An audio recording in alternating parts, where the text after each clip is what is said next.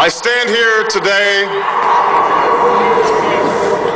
humbled by the task before us, grateful for the trust you've bestowed, mindful of the sacrifices borne by our ancestors. I thank President Bush for his service to our nation.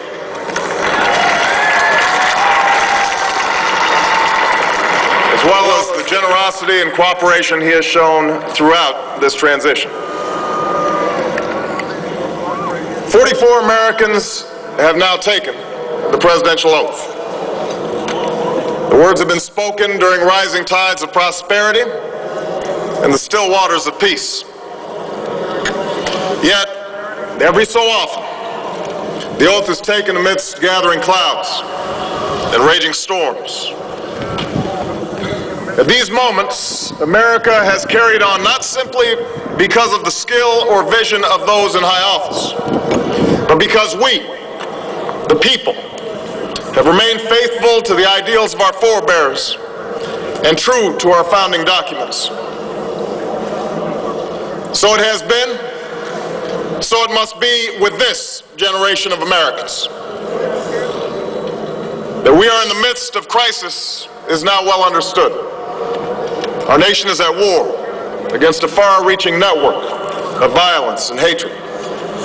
Our economy is badly weakened, a consequence of greed and irresponsibility on the part of some, but also our collective failure to make hard choices and prepare the nation for a new age. Homes have been lost, jobs shed, businesses shuttered. Our health care is too costly, our schools fail too many, and each day brings further evidence that the ways we use energy strengthen our adversaries and threaten our planet. These are the indicators of crisis, subject to data and statistics. Less measurable, but no less profound, is a sapping of confidence across our land. A nagging fear that America's decline is inevitable, that the next generation must lower its sights. Today, I say to you that the challenges we face are real. They are serious and they are many. They will not be met easily or in a short span of time. But know this, America, they will be met.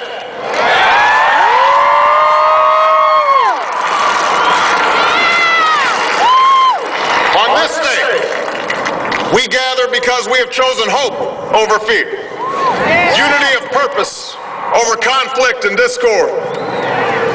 On this day, we come to proclaim an end to the petty grievances and false promises, the recriminations and worn-out dogmas that for far too long have strangled our politics. We remain a young nation, but in the words of Scripture, the time has come to set aside childish things. The time has come to reaffirm our enduring spirit, to choose our better history, to carry forward that precious gift, that noble idea passed on from generation to generation, the God-given promise that all are equal, all are free, and all deserve a chance to pursue their full measure of happiness.